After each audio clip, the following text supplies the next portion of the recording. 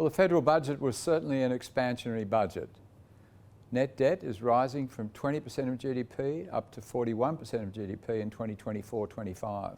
And the interesting thing was when the government projected the numbers further out to 2032, the net debt still only fell to about 37% of GDP. What that means is the government isn't targeting budget balance over the cycle, and that has attracted a considerable degree of criticism. From my perspective, I think that criticism was unwarranted. As long as we stabilise the level of debt as a proportion of GDP over the planning period, I'm comfortable. And the fact that it's coming down from 41% to 37% looks quite acceptable to me. When you look at other countries, such as the US and the UK, their net debt is rising more than 20 percentage points over the post-COVID period, but their numbers are up around 100% compared to Australia's 41%. On the night of the budget announcement, there weren't really any major surprises that affect households. The big surprise was the extension of the tax benefits to businesses for another year out to 2022-23, which cost around $20 billion. So how I would describe the budget was that there was a high degree of expectation in the community for the budget. So a very high bar was set.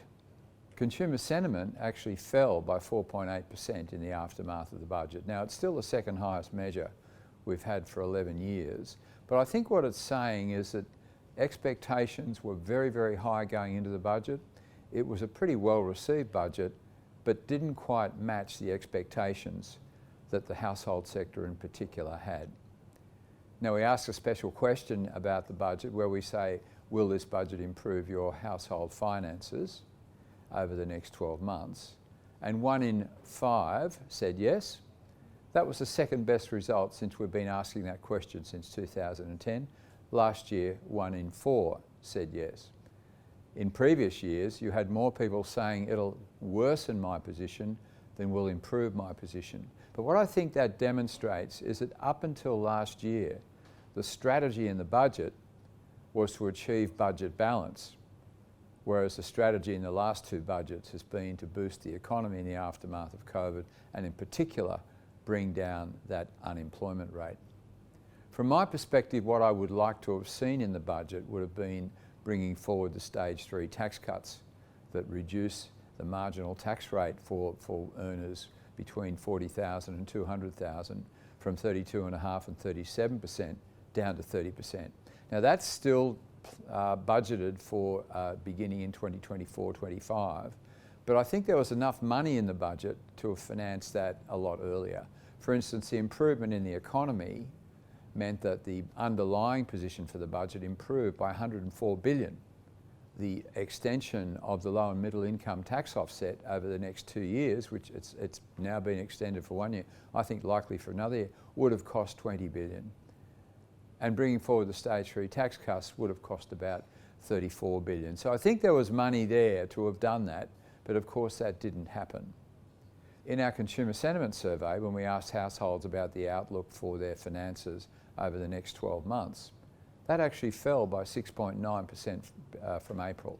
And I think that demonstrates that expectations were very high in this budget. Other aspects of the consumer sentiment survey that were interesting were around the labour market. We saw a 15% improvement in expectations for the unemployment rate. So people 15% more confident about the outlook for the labour market.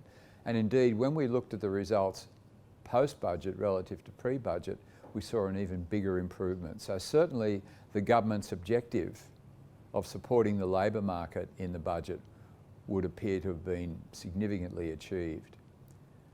However, when we asked them whether now is a good time to buy a major household item, that component fell once again.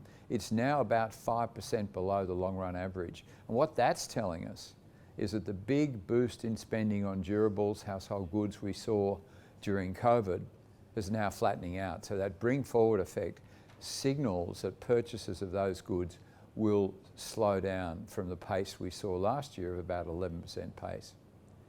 We also saw a further fall in whether now is a good time to buy a dwelling. That index is now down 21% from its peak back in November.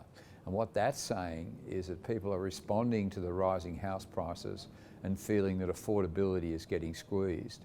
Because on the other hand, the outlook for house prices in general is now 30% above the long run average, and that's attracting investors. So as we go through this year, we're going to see this pivoting between owner-occupiers and first home buyers in the market and being taken over by investors. So our survey very, very much points to that particular development that we expect over the next 12 months or so.